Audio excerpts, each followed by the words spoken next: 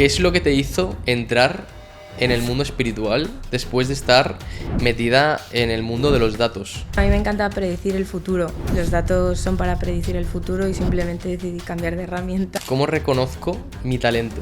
En plan, las típicas personas que dicen yo no sé a qué he venido, ¿tú qué consejo le darías a esa persona? Que prueben muchas cosas, que miren su carta astral. En la carta astral hay mucha información. Para mí los hobbies son la llave y la puerta a la felicidad y a la realización interior. ¿Cómo una persona puede empezar a observar sus sombras? Se nos ha olvidado para mí el principio de correspondencia. Y yo soy responsable de lo que pienso, de lo que digo y también del impacto que genero en los demás. Ya está bien de dar credibilidad a la ciencia por ser ciencia cuando realmente Manuel Sanz no habla de ciencia. Mi reto es ir al revés. Hoy tenemos con nosotros a Lidia, una persona que pasó de ingeniera biomédica a coach espiritual. Bienvenida, Lidia. Muchas gracias. ¿Qué es lo que te hizo entrar en el mundo espiritual después de estar metida en el mundo de los datos? Bueno, a mí me encanta predecir el futuro. Los datos son para predecir el futuro y simplemente decidí cambiar de herramienta y hacerlo con las cartas y con otras técnicas. No, ahora en serio. Lo que me hizo cambiar fue una crisis existencial y personal, donde tuve como... se me juntó un despido, se me juntó una ruptura amorosa y a nivel emocional pues me saturé. Entonces empecé a tratarme a través del coaching y gracias al coaching pues descubrí que el diálogo interno que yo tenía y el mundo de creencias que yo tenía era peligroso en ese momento. Entonces estuve a punto de desarrollar un trastorno de alimentación y en cuanto lo identifiqué pues busqué soluciones, ¿no? Entonces acudí al mundo de la psicología, a mi mundo, ¿no? Al mundo en el que yo confiaba en ese momento y todos los problemas que yo he tenido como a nivel de salud en ese momento la ciencia no me lo sabía responder. Solo me lo podían responder con pastillas, pero tampoco me daban una explicación que a mí me ayudara a estar más tranquila. Entonces me vi como obligada a explorar otras cosas y en esa exploración pues fui adentrándome y me fui enamorando de algo que desconocía por completo. Y ahí fue cuando luego pues hice la unión entre esos dos mundos y entendí cómo uno nutre al otro y uno no puede vivir sin el otro, ¿no? Que al final tenemos que explorar esas dos vertientes para tomar todas esas herramientas que nosotros tenemos para sanar y para ser más libres. Bienvenida al podcast, Lidia. Es un placer tenerte aquí.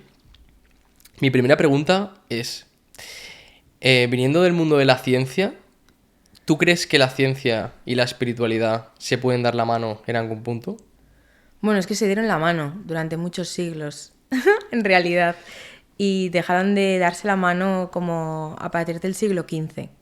Entonces, desde ese momento hasta ahora ha habido una división donde la ciencia ha estado muchos siglos como cultivándose y generando mucha información que nos ha ayudado a avanzar mucho como civilización.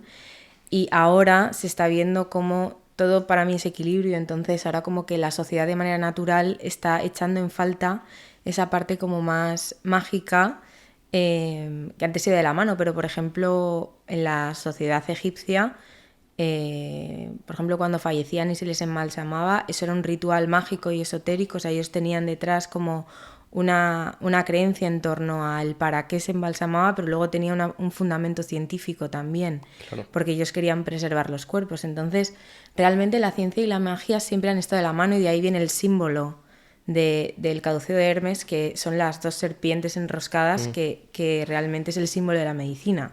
Claro. Lo que pasa que ahora mismo nos hemos centrado mucho en una de las serpientes que representa la mente y el raciocinio y pues ahora está viendo como una corriente donde hay mucho científico también que quiere ir más allá de lo que se está defendiendo a nivel académico y buscar más allá de los límites que tiene la ciencia por el capital financiero sobre todo y son como esas personas que se están reinventando y llevando su conocimiento a algo más alternativo o pseudocientífico, pero que realmente también es ciencia. Lo que pasa que es un punto donde la ciencia todavía no ha llegado, pero muchas cosas que ahora consideramos científicas, hace 2 siglos eran pura magia también.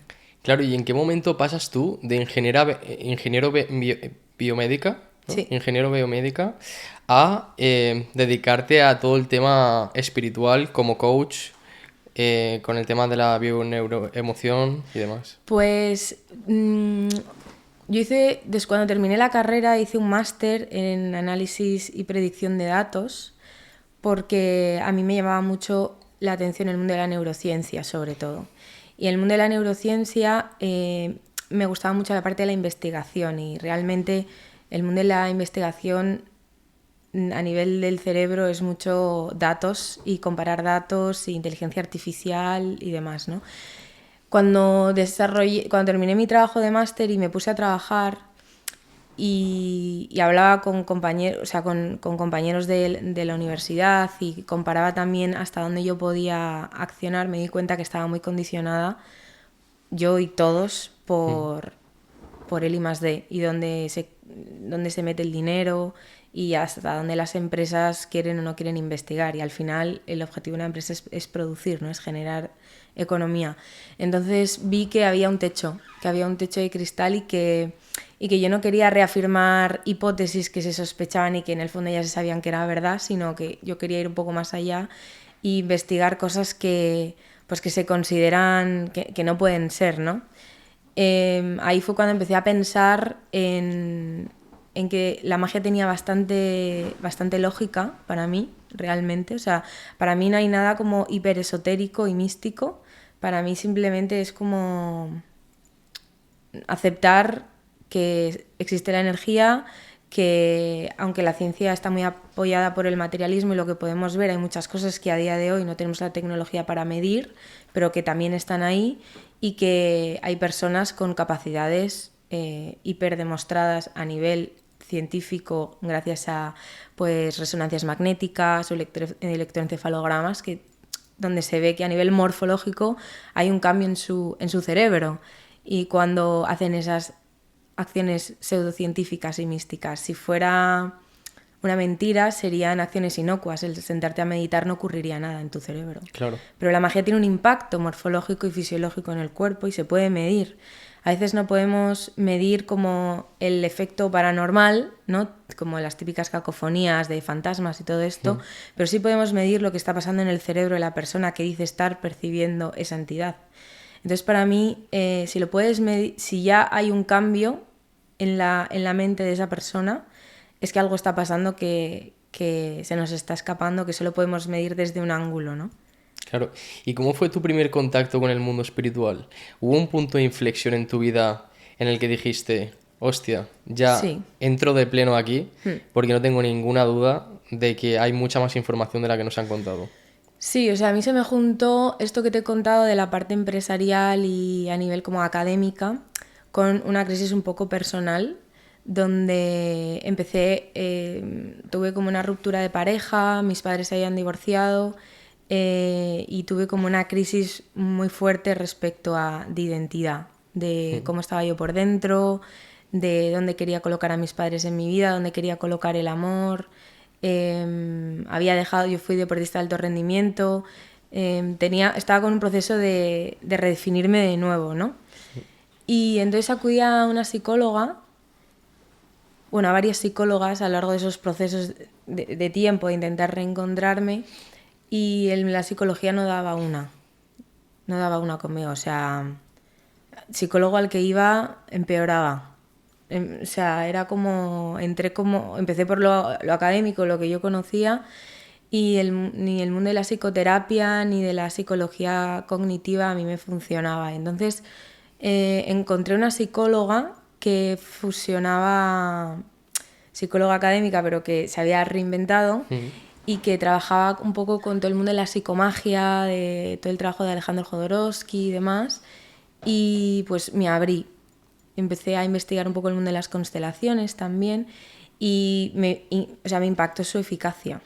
O sea, fue como en sesiones, yo ya notaba cambios en mí, notaba momentos ajá, cambios de observador, cómo ampliaba mi conciencia de una manera súper efectiva, con ejercicios que pues no tienen, no sé, son como muy artísticos, muy algunos incluso hay gente que cuando lo mira desde fuera siente que es como teatro. Claro. Y me desbloqueaba muchísimo a nivel interno. Entonces empecé a explorar más ese camino como más artístico de sanación y fue cuando descubrí como esta parte yin de... Para mí hay dos caminos que hay que caminar para poder sanar y tener un equilibrio interno, y uno es la parte de la mentalidad y otra es la parte como más femenina, más caótica que nosotros tenemos, que es donde para mí tenemos el arte.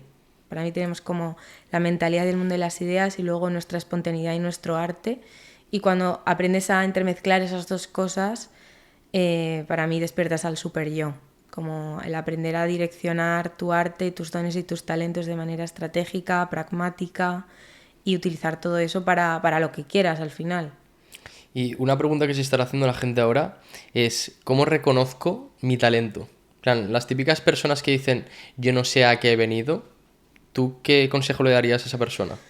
Que prueben muchas cosas, que miren su carta astral. En la carta astral hay mucha información de cuáles son tus talentos, que pregunten qué hacían de manera genuina cuando eran pequeños y si tuvieran que definir su estilo de vida ideal, cómo sería en el día a día, porque muchas personas cuando les preguntas eso te hablan de objetivos y como metas, y es más interesante definir tu vida ideal en base a cómo es un día dentro de tu vida ideal, sin tener en cuenta los objetivos, cómo vives, porque en base a eso vas a construir tu oficio, tu círculo relacional, vas a elegir un modelo de pareja en concreto en base a esa vida que quieres construir. Entonces eso es hiper importante, y darte el permiso de probar muchas cosas. Una de las cosas que yo más agradezco que hicieron mis padres por mí es que yo fui la típica niña apuntada a 1 millón de extraescolares. Y yo de manera natural y genuina fui soltando las que no me conectaban. Entonces lo primero que solté fue el teatro, después fue el canto. O sea, fui soltando las partes como que en el mundo espiritual son las yin, que son las virtudes femeninas, el teatro, el canto, toda la parte artística, y me quedé con el deporte. Y luego encima me volví deportista de alto rendimiento, pero luego he vuelto a eso. Entonces, el poderme haber centrado ahí con claridad y no dispersarme fue porque yo elegí poner mi foco ahí, porque me gustaba más eso en ese momento que un montón de otras cosas donde tenía para elegir. Y no conozco, o sea, la gente no ha probado a hacer muchas cosas. A la gente le da miedo probar cosas. Hobbies diferentes. La sociedad es muy insegura, les da miedo hacer el ridículo, les da miedo probar, les da miedo el impacto que puede tener de repente en tu vida que te guste algo súper diferente, lo que dirán de ti. Entonces tenemos una construcción tan definida de lo que somos que no nos damos el permiso a experimentar de forma espontánea otras cosas nuevas. Entonces para mí los hobbies son la llave y la puerta a la felicidad y a la realización interior. Claro. Ahora, mi siguiente pregunta estaba asociada con lo que acabas de decir, que es la realización interior, la autorrealización, ¿depende de estar conectado con el propósito de vida de una persona? En plan, si una persona no conoce su propósito, ¿puede estar autorrealizada? Primero, ¿todos tenemos un propósito de vida? Vamos primero con esa pregunta. Sí, todos tenemos un propósito de vida. Porque somos animales gregarios. Entonces somos animales que a nivel evolutivo hemos crecido en comunidad. Entonces el propósito de vida que tenemos todos en común, en realidad todos tenemos el mismo propósito de vida, que es aportar valor a la comunidad para sobrevivir. Entonces, a lo largo de nuestra evolución, pues ha aparecido la economía, ha aparecido otra manera de sobrevivir. Ya no tenemos un león amenazando la puerta de casa, ahora tenemos facturas y impuestos. Entonces, ha cambiado. O sea, hemos tenido que desarrollar como otras estrategias, ¿no? Y en esa manera de desarrollar esas estrategias están tus dones y tus talentos. Entonces, esto habla mucho de la cultura asiática Y para mí hay que unir dos artes, que es el Ikigai y Munai.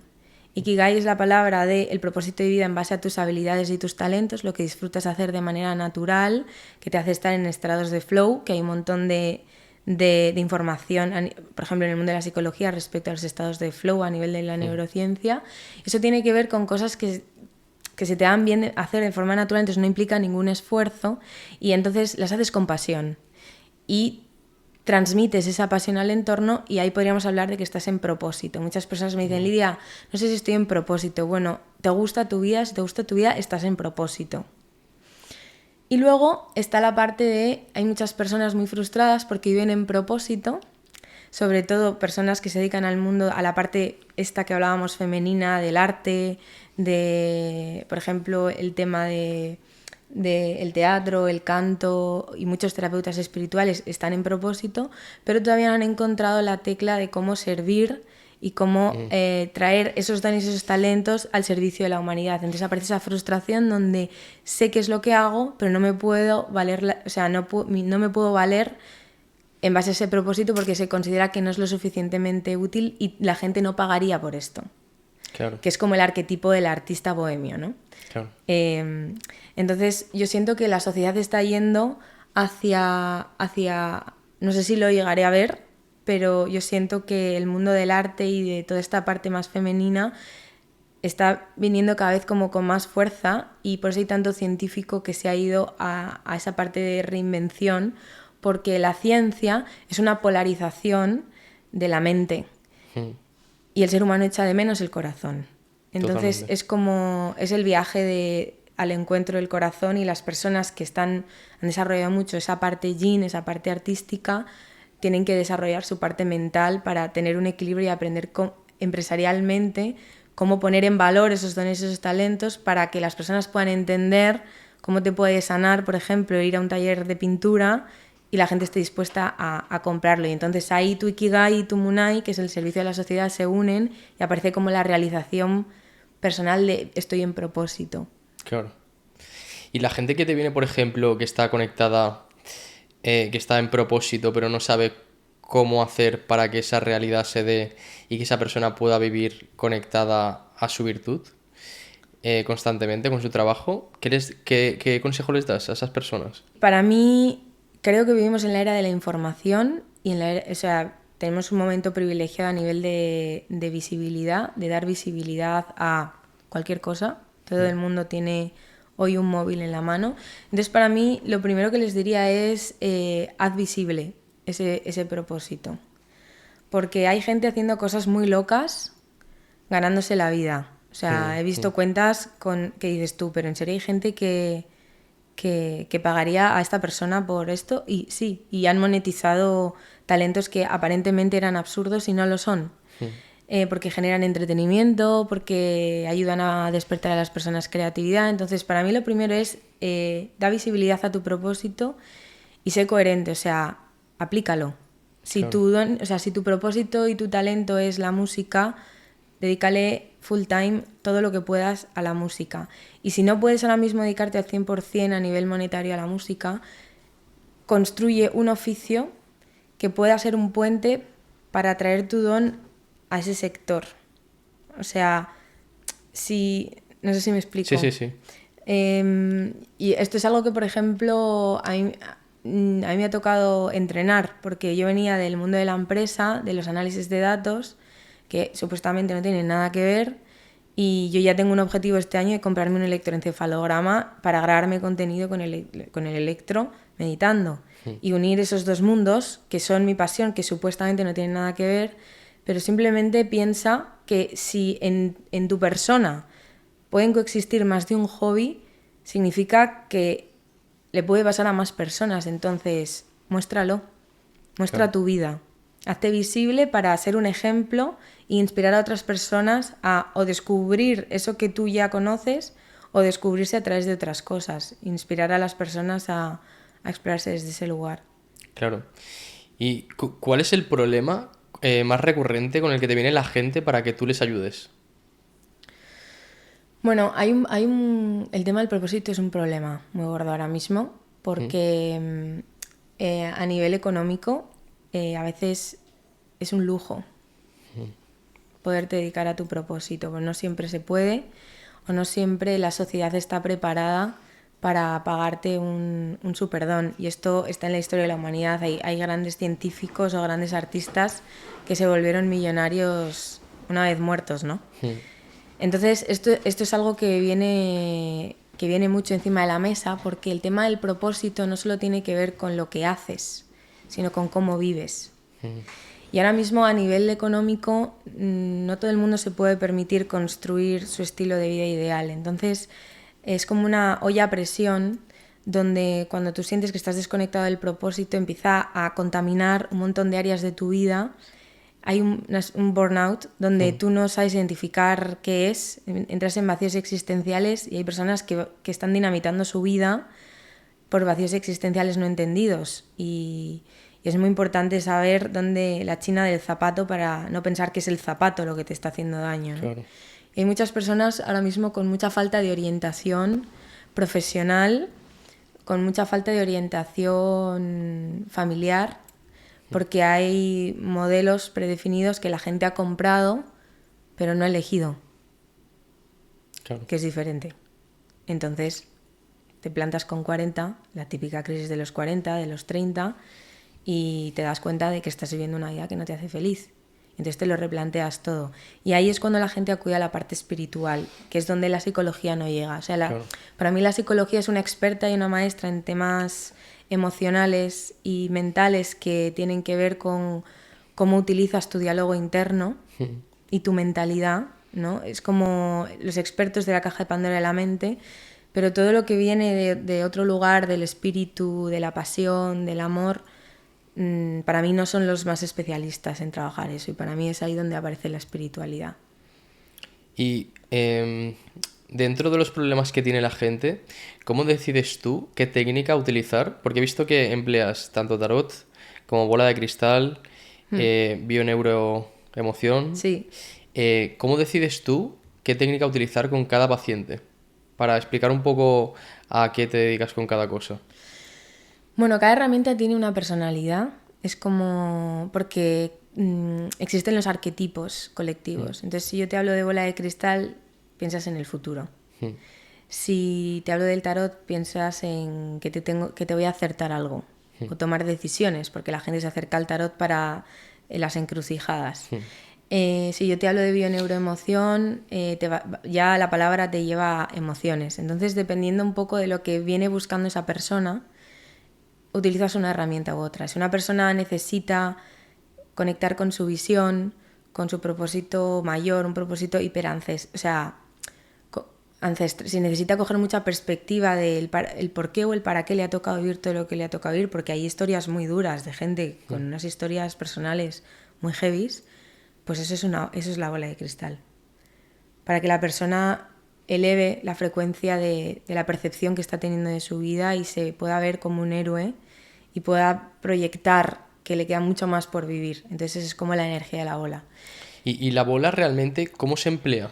Porque yo eso sí que llevo bastante tiempo dentro de este mundillo, pero nunca he visto cómo se lleva a cabo La bola una terapia sirve con para bola. muchísimas cosas. Uno, para aprender a entrenar la mente. O sea, la bola para mí es la más polifacética realmente, porque la puedes utilizar para entrenar tu concentración y tu mente, y para personas que tienen TDAH o tienen problemas de atención, puedes entrenar meditación unipuntual mirando la esfera. Puedes entrenar y mejorar ocularmente la vista con ejercicios de visión. La puedes utilizar para temas de futuro, para aprender a hacer preguntas correctas, y luego, pues a medida que tú vas entrenando a tu mente vas desarrollando como una habilidad en entrar de forma voluntaria en ciertos estados mentales y en ciertas frecuencias neuronales, pues ahí vas a poder utilizar la bola para una cosa o para otra. Sí. También la bola sirve para sanar, porque es una geometría que sirve para difractar la luz o para concentrar la luz, según como la utilices. Entonces, una bola es una lupa. Tú Claro. coges una bola en agosto, puedes hacer un incendio con una bola de cristal. Entonces, también sirve para hacer cirugía astral, para trabajar como acupuntura, porque puede dar como puntos de calor sutil en... Sirve para muchas cosas. Desconocía todo eso. Sí. Y realmente cuando alguien te pregunta algo y observas la bola, ¿cómo dirías tú que se explica a nivel científico que tú observes algo ahí? O por lo menos que definas un poco cómo vives tú eso, para que la gente lo entienda. Es una puerta de entrada al subconsciente. O sea, ¿Vale? cuando tú utilizas la bola para ver el futuro y está la típica, si todos cerramos los ojos y imaginamos la bola, nos imaginamos la típica gitana, ¿no? O pitonisa con una bola que tiene humo. Ese efecto es real, ese efecto ocurre cuando tú empiezas a trabajar con la bola. Llega un punto donde en base a cruzar la mirada, se llama, te entrenas a aprender a mirar. Lo que ocurre es que la bola deja de ser la bola, dejas de ver como los límites de la bola y empieza a aparecer ese humo, ¿no? Entonces hemos jugado a adivinar las formas de las nubes. Pues es algo parecido. Entonces tú empiezas a hacer preguntas y esperas la respuesta con desapego que te responda la bola. Entonces empieza a responderte a través de figuras geométricas que tú ves, que realmente es una respuesta interna que está dentro de ti. Claro. Lo que pasa es que utilizas una herramienta para tener una comunicación contigo mismo, porque para poder establecer una comunicación tiene que haber un receptor y un emisor. Entonces, cuando quieres tener una comunicación contigo mismo, lo que hacen las herramientas de tarot es ser ese emisor, es como ese eco que te viene claro. de vuelta para escucharte y poder llegar más profundo. Y luego ya cuando aprendes a llegar a estados muy alterados de conciencia, donde trasciendes el subconsciente, llegas a la supraconciencia y ahí ya puedes conectar con información que claramente está diluida del ego porque no te identificas en claro. esa respuesta. Dices, esto no me lo he dicho yo, porque esto es demasiado inteligente, esto no lo he dicho yo. esto no puede emerger de mi interior, ¿sabes? Esto viene de otro sitio, claro. Y en el momento en el que entras en contacto con la supraconciencia, ¿te das cuenta por el nivel de la información que estás dando y a nivel sensitivo, a nivel corporal, sientes algo? Sí. La supraconciencia habla poco, de hecho no habla, es simbólico, es onírico. Y para mí un buen canalizador, uno de los check de es buen canalizador es que habla poco y da poca información. Porque el lenguaje, cada vez que nosotros, pero es que es neurociencia todo, cada vez que nosotros nos vamos al lenguaje, nos vamos a la parte prefrontal. Entonces cuando tú estás canalizando información muy elevada, tú desinhibes toda la parte frontal y activas otras áreas del cerebro que no tienen que ver tanto con el lenguaje, tienen que ver con la creatividad, con la imaginación. Entonces se vuelve un contacto telepático, que es como nosotros soñamos. Nos llegan símbolos que a nosotros al percibir sabemos lo que significan, pero no le hemos puesto palabra. Entonces llega poca información, pero llega muy certera y te invade como una sensación de clarisentencia, se llama, de esto es así. O sea, lo ves, lo sientes claro en el cuerpo. Clarisentencia. Sí, qué bueno, no como, lo había escuchado tampoco. Es así, o sea, disipa las dudas, porque llega como muy directo, es como ese amigo que habla poco, pero cuando abre la boca sí. te dice 4 cosas y te coloca en la vida. Pues es un poco así. Claro, y habiendo experimentado todo este tema con la bola de cristal y el tarot, a día de hoy, ¿piensas que, por ejemplo, el destino está escrito? En plan, porque si tú eres capaz de predecir qué es lo que le va a ocurrir a una persona, la bola de cristal o el tarot, ¿está prediciendo realmente algo que es irremediable? La bola, las cartas predicen lo que te va a pasar. Lo que pasa es que lo que nos va a pasar, hay muchas proyecciones, o sea, nosotros proyectamos realidades en base a nuestro sistema de creencias, en base a nuestras decisiones. Cada vez que nosotros estamos tomando una decisión, estamos manifestando un destino. Lo que ocurre es que muchas de las decisiones que tomamos son inconscientes. Entonces realmente el camino de la magia, de la alta magia, es un camino de hacernos conscientes del viaje que estamos viviendo. Entonces Este es como la típica pregunta que hay en la magia, ¿no? El libre albedrío versus el destino. Y otra vez tiene que ver con la mente versus el corazón, la ciencia versus la magia. Entonces, para la mente cree que elige, que es la parte del libre albedrío. La magia dice que todo está descrito, porque para la magia, una de las virtudes que trae enseñar al ser humano es la humildad. Y es como, la posición de la magia es no controlas nada, no sabes nada de tu vida, estás flotando en un universo que no conoces, que no sabes qué hay detrás de un agujero negro, que constantemente se está expandiendo, que a la vez hay sistemas solares que se están muriendo, otros que están naciendo, y tú eres, o sea, eres polvo de estrella y no eres ni una hormiga en el universo, eres mucho menos. Entonces, para la magia es absurdo pensar que estamos decidiendo cosas, ¿no? Claro.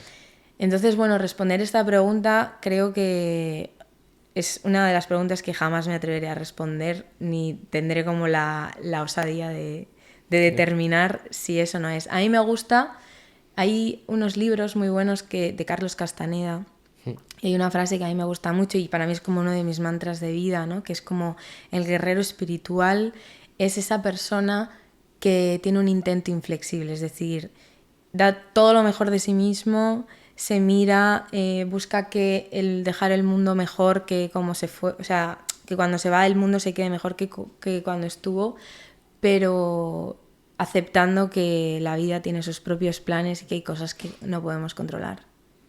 Claro, porque, por ejemplo, hay mucho guerrero espiritual, muchas buenas personas que les toca vivir unas vidas muy duras a pesar de tener como, pues eso, estar conectados con su propósito, ser honestas consigo mismas y demás. ¿Y a qué se debe realmente que una persona atraiga más eso o no lo atraiga? Bueno, para mí esas son las personas que vienen a cambiar el mundo y el paradigma. Y creo que igual es una creencia, pero es en base a una experiencia. Es decir, si miramos hacia atrás y miramos la historia, los grandes revolucionarios han sido grandes guerreros. Porque al ser humano le conmueve mucho la resiliencia y el sentir que pueden transformar su vida. Entonces son como un ejemplo de que da igual de dónde vengas, de qué país del mundo provengas, de cuál es tu situación, tú puedes trascender esa situación si lo eliges con disciplina, con perseverancia, con compasión, con amor, con perdón y avanzar. Entonces, las personas que han marcado hitos en la historia de la humanidad han sido grandes guerreros. Mejores o peores, pero han sido grandes guerreros. ¿Y hay problemas que la gente te traiga que tú te niegues a llevar a cabo porque digas, es que realmente no vas a solucionar esto? ¿O sería una osadía también decir eso? Sí, no, hay gente con la que elijo no trabajar. Porque, bueno, para mí y este siento que es uno de mis propósitos de vida, o si no mi propósito, mi misión. Yo siento que vengo a desmitificar un poco la magia. Porque no soy una fanática lunática de la magia, porque cuando no es magia y es ilusionismo, sé reconocerlo y sé verlo, porque conozco el método de la magia, entonces lo puedo como ver los famosos vendehumos, sí, ¿no? Pero por otro lado también hay un punto donde hay mucho romanticismo en torno a la magia. Sí.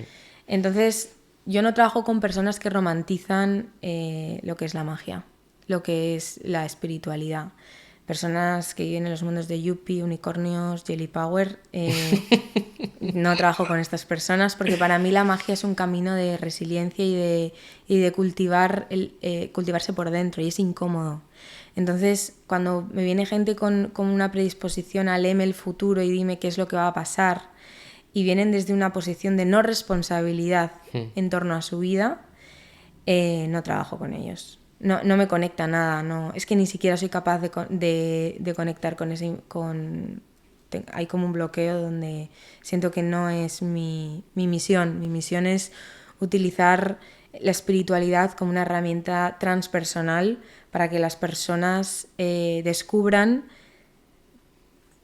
todo el potencial que tienen y de lo que son capaces de hacer, y no me refiero a nivel de metas o objetivos solo, sino a nivel de percibir la vida de una manera impresionante de transformar a otras personas simplemente por estar en un lugar, o sea... Claro, es que ahí está una de mis preguntas que quiero hacer al respecto. Es, mi expareja tiraba el tarot también. Y llegó un momento en el que se cansó un poco de que la gente viniera de forma curiosa, los famosos turistas espirituales, en plan que se pegan una vuelta por ahí y se Sí. van. Y realmente llegó a cansarse porque veía que no había una responsabilidad sobre lo que se iba a hacer y era como todo curioseo. Ahora mi pregunta es, por ejemplo, que tú que también te dedicas a hacer limpiezas energéticas, ¿qué diferencia hay entre curiosear y querer leer el futuro y no ser responsable y que alguien te diga límpiame que no sé qué hacer con esto? Porque yo siempre he tenido esa duda de esta persona, las personas que piden limpiezas energéticas, que yo por ejemplo nunca he pedido ninguna porque me intento limpiar, ¿qué responsabilidad está teniendo sobre ella misma y en qué momento sería necesario pedirle a alguien que te haga una limpieza? Bueno, voy a pulir una cosa que he dicho antes porque sí que atiendo a gente que viene con ese paradigma, pero porque para mí hay una responsabilidad en el sentido de, es como si, bueno, un cirujano que le viene gente con un tumor de pulmón y nada más salir de quirófano se están fumando una cajetilla. Eso yo lo he visto. Claro. O sea, eso existe. Entonces, pero el cirujano no se niega por vocación y por profesión, tiene como unos votos, ¿no? Entonces tú estás disponible porque tú has venido a servir y no hay que juzgar quién merece o no merece Claro. tu tiempo y tu atención. Yo a las personas que no atiendo son las que vienen con con ese ego donde realmente hay como un fondo de incredulidad. Sí, predisposición a desenmascararte, ¿no? Sí, a desenmascararme. Entonces, como no tengo que demostrarle nada a nadie, hace tiempo que ya solté eso, no tengo la necesidad. Entonces, por ejemplo, yo veo un montón de vídeos que hay en TikTok y tal, como de bruja desenmascarada. Le preguntan por el padre y el padre va muerto 5 Sí. años. Es que no han entendido nada. Porque no va de eso, porque también la magia conecta con proyecciones mentales. Entonces, una bruja se puede equivocar y puede conectar con alguien que ha fallecido porque la estás engañando y es tan buena que está conectando con la proyección mental que tú tenías de tu padre y te lo va a describir a la perfección, aunque esté muerto. Entonces, no es tan así, ¿no?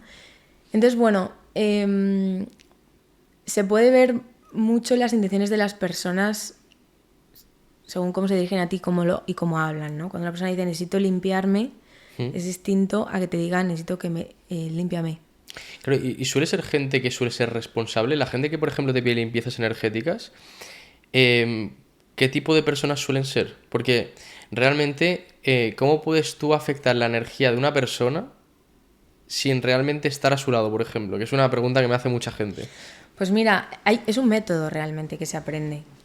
Y hay varios pasos que tienes que hacer para poder impactar en el campo energético y emocional de una persona y luego, como una cascada, afecta al físico. Uno es el poder de la sugestión. Muchas personas cuando me preguntan por la magia dicen, Lidia, pero no hay sugestión. Por supuesto, la sugestión es una herramienta de terapia, ¿vale? Y depende de la autoridad y de la credibilidad y la confianza que tiene ese canalizador. Entonces yo aquí tengo mucho que agradecer a la ciencia porque por la era en la que vivimos, las personas, por alguna razón que yo no conozco, cuando leen en el quién soy, en mi biografía, que soy ingeniera biomédica, me creen más que si no hubiera estudiado eso. Aunque en esa limpieza energética con la bola de cristal no estoy implementando nada de lo que yo haya aprendido en ese momento en la carrera, ¿no? Entonces, bueno, hay un punto que tiene que ver con la sugestión, porque es muy importante porque la sugestión es esa puerta de entrada donde a la persona le haces creer que puede ser otra cosa. Vale. Entonces ahí estás activando a nivel neuronal nuevas rutas y nuevas posibilidades y esto tiene que ver con la neuroplasticidad. Entonces cuando yo te digo que puede ser otra cosa y digo, ¡buah! Yo veo una gran artista aquí porque estoy viendo pintura y de repente te habla, no, es que mi madre pero yo, o mi abuela, pero yo no sé pintar. Y digo, no, yo aquí veo una gran artista. No estás engañando a la persona, tú estás viendo el potencial de esa persona, esa proyección, para mostrarle que ese camino es posible para ella y que luego ella decida si lo quiere caminar o no. Luego, otro punto que tiene que ver, es muy importante, es la confianza.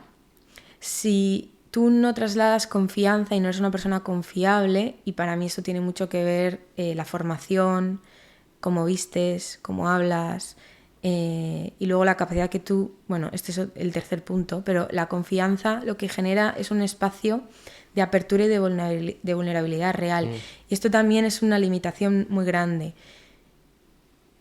porque hay personas que sanan más o menos recibiendo la misma herramienta, porque se abren más, porque confían más, se dejan sugestionar más y por lo tanto la herramienta es más potente. Y a nivel científico, ¿eso se podría medir de alguna manera? ¿Va a llegar en algún momento en el que...? Ya se puede medir, y eso es la neurociencia. Son las ondas cerebrales. Porque en base a esos pilares, el tercero tiene que ver con la seguridad. Cuando una persona se siente segura, incrementa la confianza e incrementa la sugestión, porque confía en ti y entonces se crea como todo ese aura. Y eso se ve mucho en la hipnosis. Entonces, cuando tú, por ejemplo, hipnotizas a una persona en su cama o en una camilla, la experiencia cambia muchísimo, porque hay un contexto que está sugestionando a la persona. No es lo mismo que yo te haga una hipnosis en un hospital, claro, que te haga la hipnosis en mitad del bosque, que te haga la hipnosis en tu cama, porque ese contexto es información que se mete dentro del viaje. Porque a nivel visual, lo último que has visto al cerrar los ojos ha sido un árbol o ha sido una jeringuilla. Entonces, el aprender que un mago, de hecho esta es el arquetipo del mago. El mago en el tarot tiene dos lecturas. La parte luminosa es el que te vende algo, el que te vende esa pócima que es capaz de sanarte, o el que te estafa. claro. Porque jugamos con tres ingredientes que pueden ser muy sanadores o muy perjudiciales para las personas. Entonces, para mí, el camino de la magia es un camino de ética, sobre todo, de moralidad, donde tienes que tener mucha autocrítica de cómo estás impactando y el desde dónde estás ayudando a las personas para realmente tener un impacto positivo en ellos. Y desde este lugar ocurre la magia. Cuanta más confianza, más seguridad y más sugestión esa persona te entrega, más magia puedo hacer contigo. Y ocurren cosas increíbles. Y ahora la gente se estará preguntando también, ¿cómo podemos saber si alguien realmente conecta con la magia o es un vendehumos? En plan de, ¿tú qué consejos darías? Porque al final es una opinión personal, está claro, y es muy difícil saber si alguien realmente está conectado a eso y es capaz de ayudar a sanar a la gente. Pero tú que habrás visto a más gente que se dedica al mundo al que te dedicas tú, ¿cómo dirías que se podría delatar a una persona que realmente no está haciendo nada? O está jugando con la sugestión de la gente, con la gente. Bueno, igual esto levantaría mucho hate. Pero voy a ello. A ver, por un lado, la magia no es un juego y hay que estudiar. Entonces, conozco mucha gente que ha vivido sesiones y terapias que les ha flipado, que son altamente sensibles y perciben mucho, pero eso no significa que tú estés capacitado para acompañar a otras personas. Porque una cosa es ver procesos energéticos y otra cosa es, con esos procesos energéticos, saber acompañar a las personas a que lo integren emocionalmente. Entonces hay mucha gente, muchísima gente ahora mismo, y nos llegan años de esto, gente haciendo sesiones de CAP, de activación de la Kundalini, de hipnosis, que porque ha leído a Brian Weiss y ya él se ve capaz, porque desde pequeños veían espíritus, entonces... Pero una cosa es percibir y llevar un mensaje, y otra cosa es utilizar la magia como una herramienta de sanación. Claro. Es que para mí es diferente. Si tú simplemente buscas a un medium que te traiga un mensaje, pues tú sabrás el impacto que puede tener para ti ese mensaje y qué es lo que estás buscando al encontrar ese mensaje, porque eso te podrá hacer sentir que quieres, o sea, por ejemplo, yo a la hora de buscar un quiropráctico me busco uno bueno. A la hora de buscar una persona que me dé masaje de pies, pues no me pongo tan pija.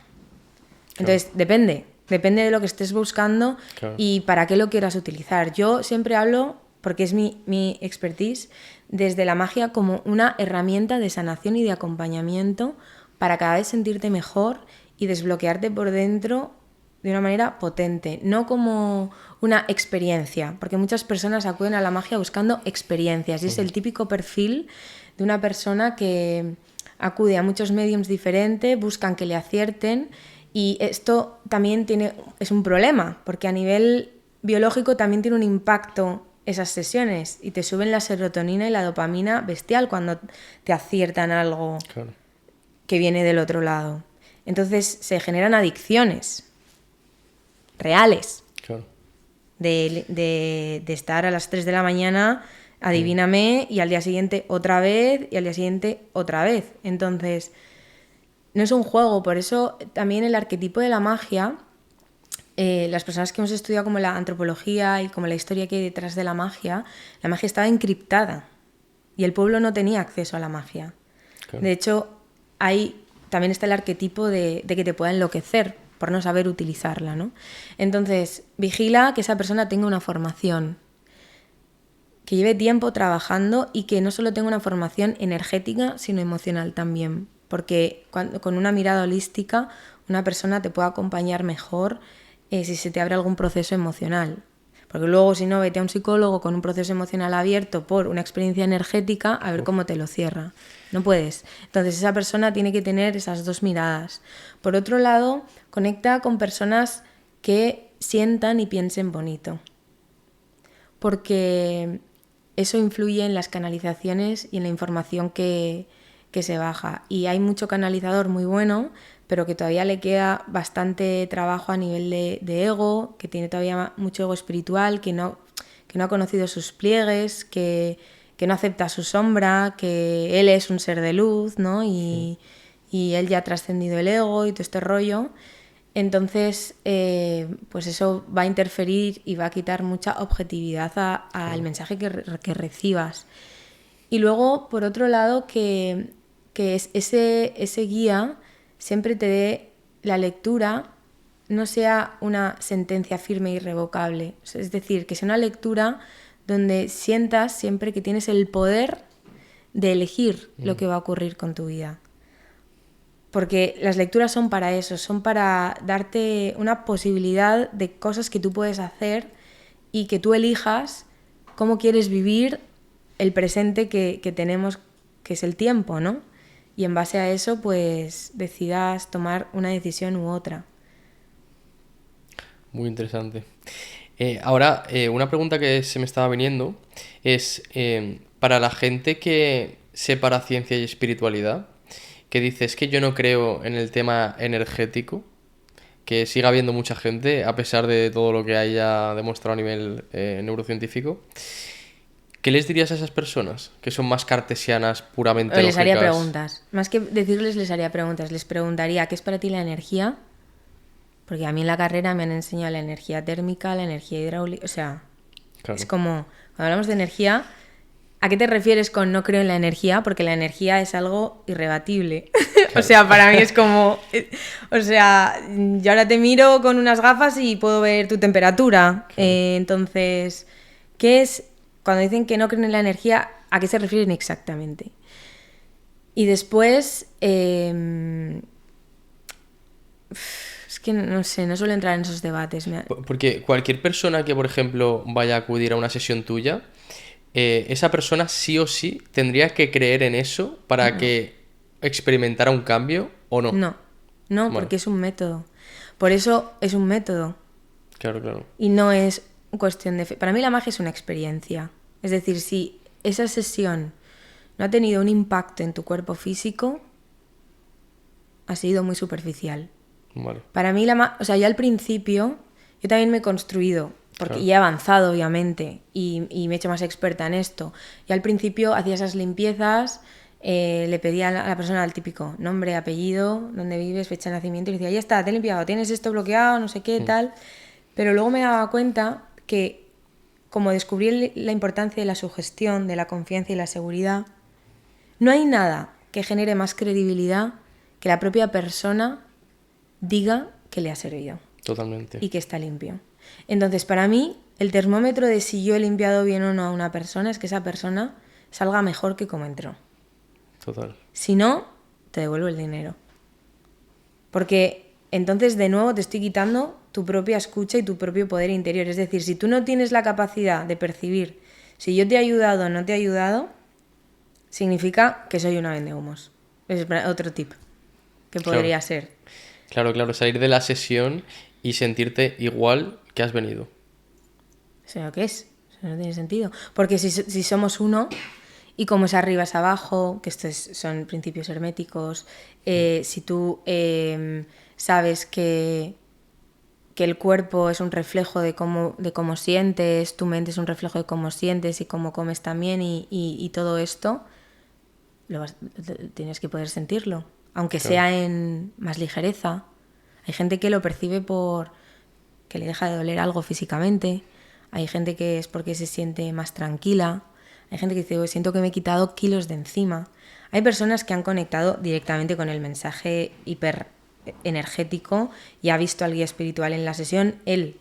De hecho, para mí, hace tiempo quise como quitarme de ser el centro de atención en la sesión y que el centro de atención fuera el paciente o el cliente que venía, y que él se sienta ese protagonista y vea las capacidades que tiene él para percibir la información que yo tengo la habilidad de percibir, porque se puede entrenar. Y para mí eso es el mayor regalo que un vidente o que un coach espiritual te pueda hacer, enseñarte el camino para que luego tú lo camines solo, porque si no, otra vez estamos igual y estamos teniendo un abordaje alopático de la espiritualidad. Es decir, me duele esto, voy a una sesión de Reiki para que me quiten esto. Eso es un enfoque alopático, es un enfoque occidental, no funciona así. En Oriente la espiritualidad es un camino que tienes que cultivar y que tienes que caminar tú. Y tienes mentores que te acompañan para poder mirarte. Yo tengo mentores que a mí me ayudan a mirarme a mí misma, porque hay cosas de mí que yo sola no puedo mirar ahora mismo. Entonces, para mí esa es la espiritualidad de la alta magia. Claro. De la alta transformación. Y, por ejemplo, para el tema de la contemplación de sombras, en plan, ¿cómo una persona puede empezar a observar sus sombras? Que es un tema también que está muy en auge en la sociedad, porque dice, vale, es que tú percibes esto de mí, pero ¿cómo sabes que eso no es tuyo?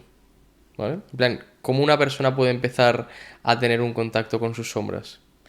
Bueno, esto me encanta. Esto de... Buah, esto es otro temazo. Pues podríamos hacer un podcast de...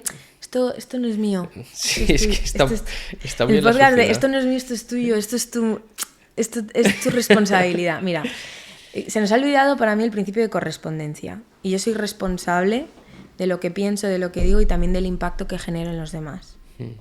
Porque yo estar en un podcast y estar seria genera un impacto en ti, porque somos animales gregarios y estamos bailando todo el tiempo y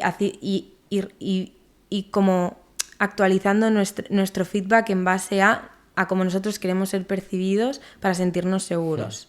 Entonces, pensar que eso por caminar el camino espiritual desaparece, eso es una chorrada.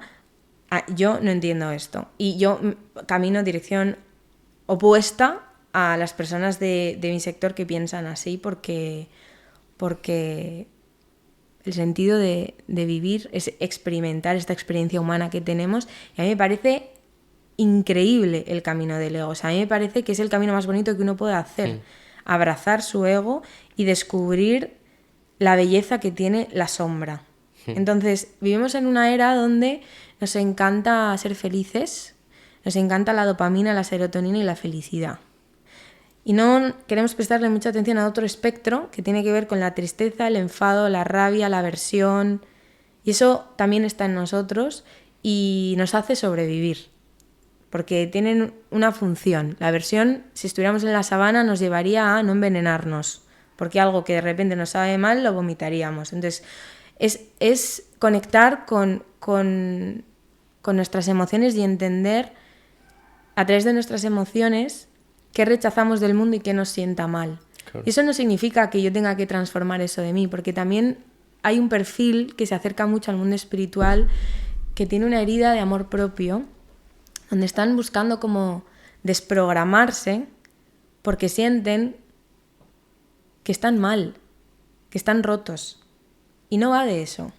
Va de entender esas etapas en tu vida que sientes que te rompieron y entender que tu resiliencia y ese espíritu de guerrero que te hace avanzar y te hace ver la vida de cierta forma nace de ahí, y la luz también nace de ese momento, porque todos hemos tenido mecanismo de supervivencia, que es la máscara o esa parte a la que nosotros tendemos, ¿no? Para regularnos emocionalmente. Entonces, el tema de la sombra,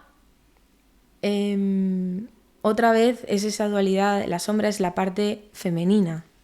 Es otra vez rechazando la parte femenina, rechazando la parte de la magia. Y la magia de verdad, la alta magia, es un camino de sombra. Es un camino que te lleva a explorar tu parte profunda, lo que no conoces de ti. O sea, y lo que no conoces de ti a lo mejor no te gusta. O cuando te lo encuentres te vas a juzgar porque no te amas incondicionalmente. Entonces, este es el equilibrio, el amarte incondicionalmente, tu parte más enrollada, más guay, más easygoing, y la parte más que raspa más, que puede dañar más a los demás, y para mí es vital conocerla para saber dirigirla. Y por ejemplo, el tarot, el carro, la carta del carro habla de esto, habla de que el verdadero camino de la alquimia y en el camino de la cábala, que es el árbol de la vida, y el camino de la iluminación, se alcanza cuando te vuelves un maestro de tu luz y un maestro de tu sombra. Total. Mi siguiente pregunta es, ¿cómo podemos integrar la espiritualidad en una vida llena de estrés y aceleración? En plan, con pequeñas cosas, ¿qué tips le dirías a la gente para que con la vida normal del día a día de hoy Me encanta esta pregunta. podamos integrar un poquito? Me flipa esta pregunta. Me flipa esta pregunta porque ha sido uno de mis últimas como... Claro, yo también voy descubriendo lo que es la magia a medida que la camino. Sí. Y os estoy hablando de lo que conozco hasta el día de hoy, ¿no? Y este ha sido uno de mis últimos hallazgos con el tema de la magia. La magia es medicina de muchas cosas, pero sobre todo es una medicina del estrés. Sobre todo. Porque para poder conectar con la magia y aprender a hacer alta magia, tienes que aprender a gestionar el estrés y la presión. Y tiene que ver con generar esa maestría mental de saber controlar tus ondas cerebrales, delta, zeta, beta, alfa, para bajar esos niveles de estrés y poder abrirte a la magia. Entonces, claro, más que cómo hacer para que la espiritualidad entre en un mundo de estrés, si cultivas tu espiritualidad, tu estrés va a bajar. Porque para poder cultivar la magia, las prácticas que hay que hacer generan bajar y cambiar como la frecuencia que tiene la mente y te sacan del estrés. Entonces hay una película que a mí me encanta, que es Memorias de una geisha, que dicen, hay una frase que le preguntan los americanos, dice, vosotros los asiáticos hacéis de la vida todo un gran lujo, ¿no? Y es porque al final los asiáticos ritualizan el té, ritualizan la hora de la ducha, ritualizan todo. Y cuando tú empiezas a ritualizar tu vida, cada cosa que haces, quitas esa inercia y esa urgencia que tiene tu sistema nervioso por terminarlo, porque no quieres que termine, porque lo estás haciendo y estás disfrutando haciéndolo. Entonces, para mí el secreto para empezar a entrar en la magia, y esto lo dicen todos los libros de magia, da igual la corriente que sea, son los rituales. Y es lo que a la gente más le cuesta al principio, ritualizar, porque son pesados. Te tienes que parar, tiene el incienso, la velita, el no sé qué. Pero en ese proceso vas silenciando la cabeza, aprendes a no atender el esto es una chorrada, las velas no funcionan. Claro. Te lo estás inventando. Aprendes a dejar de escuchar esa voz para empezar a atender el momento presente a través de los sentidos, del olor de la vela cuando la enciendes, del oído de la cerilla cuando la enciendes. Entonces la magia pasa a ser un camino y una experiencia donde sumerges a tu cuerpo en un mundo sensorial que te conecta con esa sabiduría interior que tú tienes. Entonces empiezas a creer como en ese super yo, en ese héroe que hay dentro de ti. Y entonces el estrés desaparece. Entonces empieza a ritualizar. Y cualquier cosa puede ser un acto de magia. Tu café por la mañana, si te lo tomas ritualizado, va a tener un impacto en tu sistema nervioso y en tu sistema digestivo de una manera radicalmente diferente a que si te lo tomas deprisa. Entonces, todo eso te va a sanar y te va a ayudar a empezar a percibir otras partes de ti. Vale, pues llegados a este punto, pasamos a la última parte del podcast, donde quiero conocer un poco más a Lidia personalmente. Vamos a dejar un poco de lado el tema profesional. Mi primera pregunta, bueno, mi primera propuesta es, ¿nos podrías compartir algo que la gente catalogaría como radical? ¿Algún pensamiento que tengas? Bueno, sí, yo pienso que la ciencia se ha prostituido muchísimo. Porque se nos ha olvidado que la ciencia vino para ir más allá y descubrir las fronteras, ¿no? Llevamos muchos años dando giros y giros como una noria para encontrar el 28º uso de la aspirina y el paracetamol, y creo que hay cosas mucho más interesantes que descubrir. Entonces, para mí es un llamado a todos los científicos que no se vendan y que aguanten, porque también hay mucho éxodo de científicos muy potentes. Somos, creo que, el 10º país como con más calidad de investigación en el mundo, y es como una llamada a que no se dejen comprar por la economía, porque la industria farmacéutica mueve mucha pasta.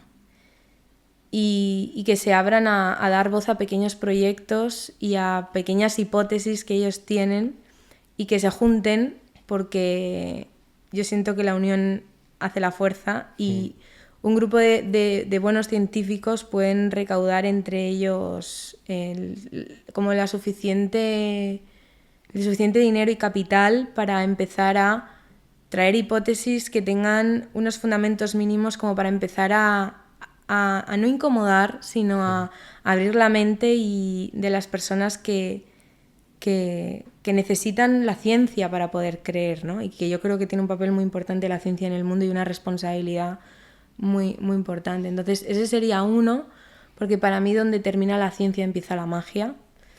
Entonces, como que el dinero no lo compre todo. Básicamente que la ciencia es como la nueva religión, ¿no? Que no se le puede... Sí, completamente.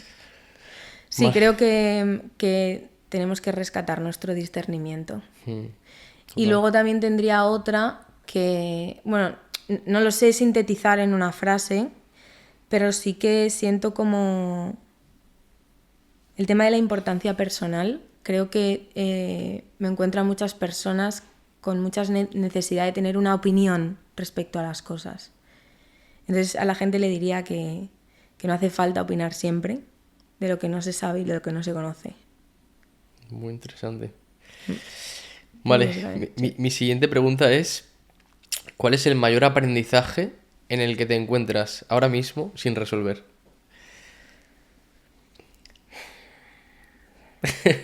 Tiene que ver con esto.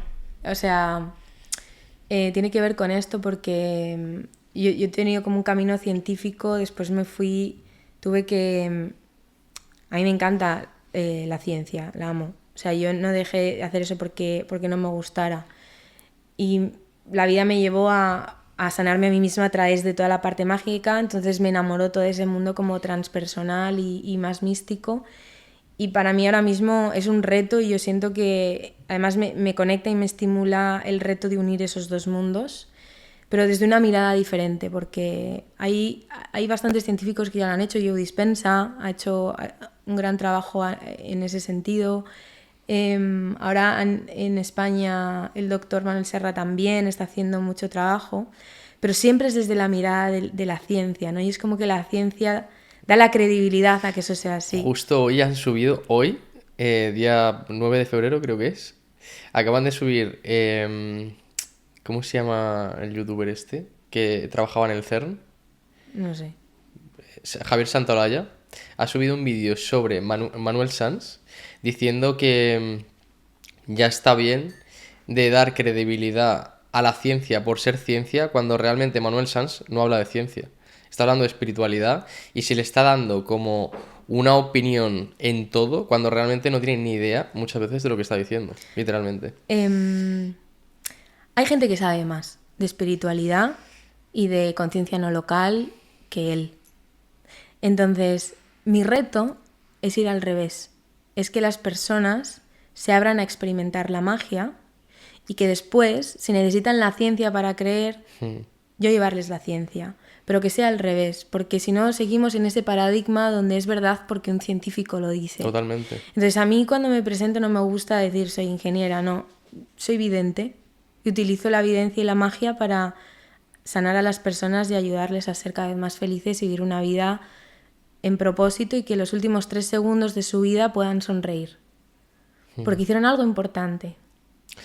Justo el CEO de Telegram, creo que era, dijo una vez que cualquier persona que se vuelve famosa se cree experto en cualquier campo de opinión. Y es literal, en plan, cuando alguien llega al estrato alto, cualquier cosa que diga parece que está sentenciando una verdad porque ha llegado a tener dinero, porque ha llegado a tener éxito en cualquier campo.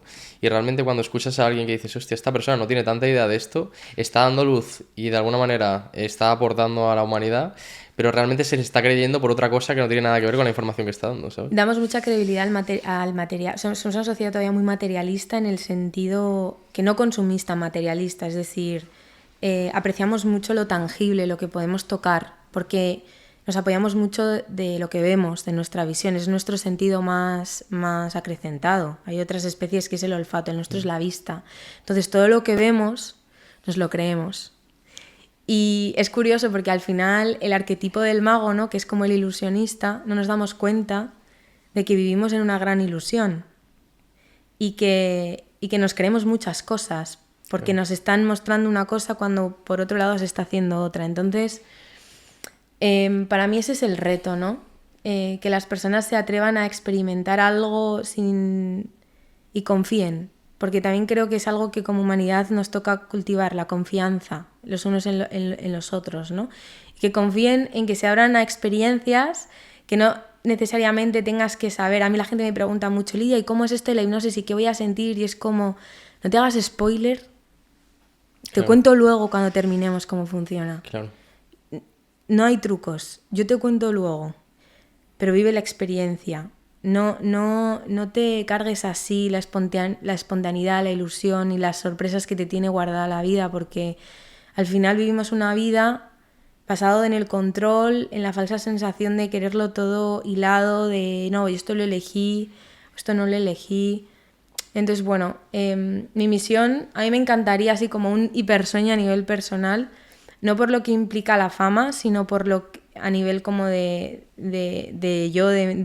ser reconocida o no, sino por el impacto que tiene en la sociedad ser una persona como reconocida. Eso significa que el mensaje ha llegado lejos y a mí me encantaría conseguir en algún momento ser un referente de la magia, pero en el sentido contrario.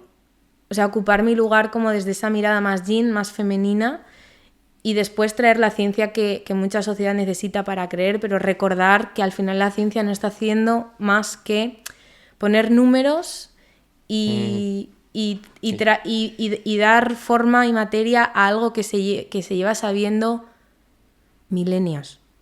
Totalmente. Pues muchísimas gracias por venir, Lidia. Ha sido un placer. Os dejaremos los links en la descripción de tus formaciones, de su página web para agendar cita con ella y de sus redes sociales. Si quieres decir algo a la cámara, a la audiencia, es tu momento.